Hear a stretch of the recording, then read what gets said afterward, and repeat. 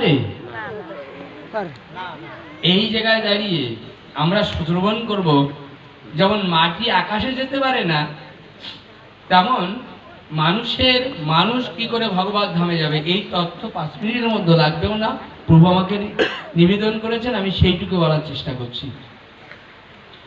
আচ্ছা, এই জায়গায় দাঁড়িয়ে মাটি আকাশে যেতে পারে না, কিন্তু কার্তিকের এই দামোদর বসে ব্রতে ঢেলা যখন বড় বড় হয় মাটি, তখন ব্রজের কয় লক্ষ ধেনু লয়ে বৃন্দাবনের পথে গোষ্ঠী যাত্রা করতেন কে? নবলক্ষ ধেনু লয়ে কে যেতেন? আমার কৃষ্ণচন্দ্র যেতেন। কোথায় যেতেন জানা আছে আপনার? উত্তর গোষ্ঠী। এই তো, এই হলো বৃন্দাবনের ভক্ত। মাঝে মাঝে উত্তর দিলে আনন্দ পাই আমি। তো এই জায়গায় দাঁড়িয়ে যখন উত্তর গোষ্ঠী যেতেন, তখন ঢেলা বা মাটি নবলক্ষ ধেনু যখন যেতেন, সেই ধেনুর খুরের তলায় যে মাটিগুলো পড়তো, তারা কি হয়ে যেত? বলে না, কি হয়ে যেত? সেটা ধুলি হতো।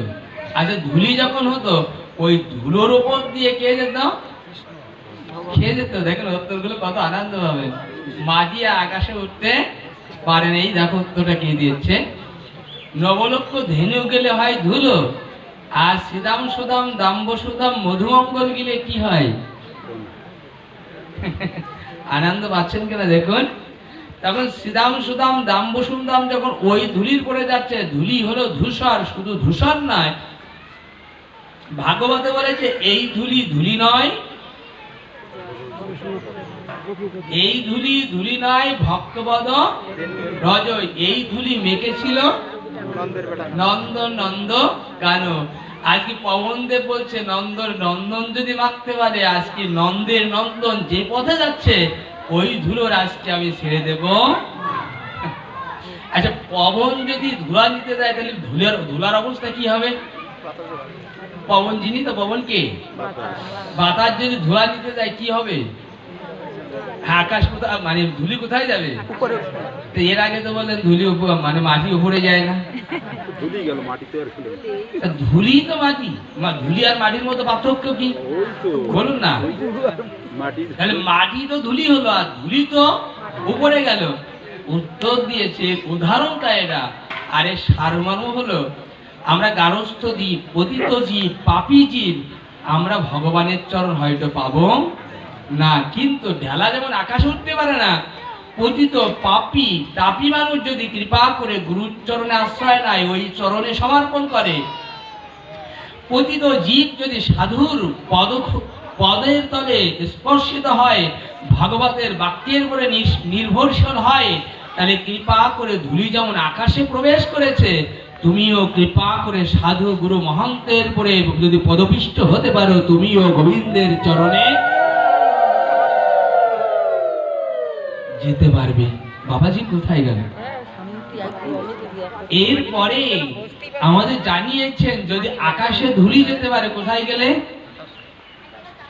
গেলে? পুকুরে। ধুলি আকাশে গেল। আচ্ছা, আকাশে গেলে খুব পারমান্তিক একটা উত্তর দিয়েছে, দেখবেন। আকাশে ধুলি উঠলো, যদি সঙ্গ দোষ খারাপ হয় তাহলে কি হবে? দামোদর ব্রত করছেন, কিন্তু সঙ্গ খারাপ হলে এই দামোদর ব্রত নষ্ট হবে। আসুন দেখি, আপনি দামোদর ব্রত করছেন, কিন্তু এমন একটা সঙ্গ করছেন, যেখানে গেলে সে দামোদর ব্রত করেও না, চা পিড়ি বান পরিত্যাগ করে না, মেদ পরিত্যাগ করেন, এই তুমি এই সারাক্ষণ আছো, কিন্তু ওরই সঙ্গ করলে তোমার জীবনে কি হবে জানি নিন, সাবধানে আসে। আচ্ছা, ধুলি আকাশে উঠলো, আকাশে ওঠার পরে ও যদি জলের সঙ্গ করে, আকাশে উঠতে পারলো তো এরপরে আর? হ্যাঁ, উত্তরগুলো একটু দেখে নেবেন। আপনি দামোদর ব্রত করছেন, জয়রাধি, আবার পরে হবে। আমাদের কৃপা করে সেই স্নিগ্ধ ধারায় আমাদের সেই পরম পূজনীয় বাবা এসেছে, শ্রী শ্রী নিতাই গৌর প্রীতি প্রেমানন্দে।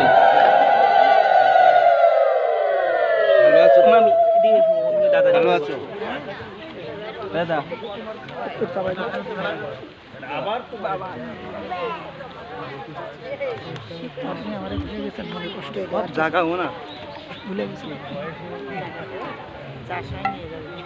আমি কষ্ট পাইছি আমার আসলে এবার আমি জানি তারা গেছে